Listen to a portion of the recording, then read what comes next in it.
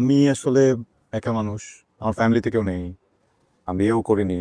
So আমি ইন্স্যুরেন্সটা করে কি করবো আমাকে একটু বুঝিয়ে বলুন।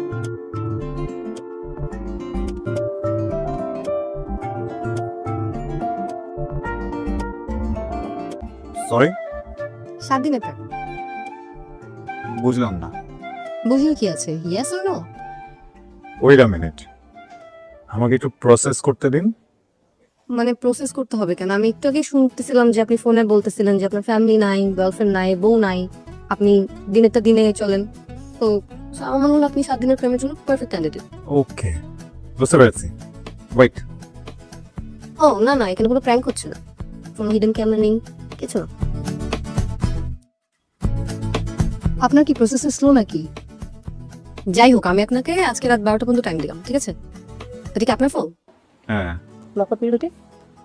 লক। Okay, thank you. এটা আমার নাম্বার, রাত 12টা পর্যন্ত ভেবে তারপর জানাবেন। Thank you.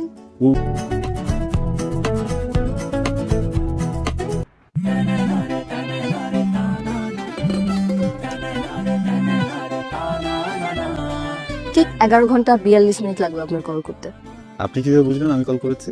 আপনার কি আর কোনো উপায় ছিল নাকি? মানে মানে আমি তো একটা বীজ বলে দিয়েছিলাম, ঈশ্বর তা কবুল করে নিয়েছে, এখন চারা তো গজাবেই। আচ্ছা, আমি সত্যি করে একটা কথা বলুন তো, আপনি আবার সাহিত্যের প্রফেসর নন তো? এত কথা ফোনে বলতে পারবো না।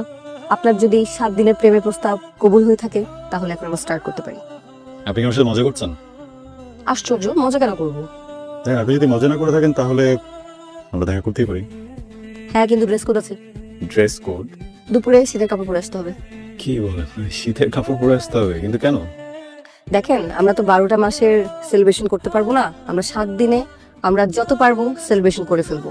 যেমন শীতকাল, বৈশাখ, হলুদ, পরে বলবো বাকিগুলা আস্তে আস্তে। ওয়াও, শীত। ঠিক আছে, তাহলে কালকে দেখা হচ্ছে। বাই।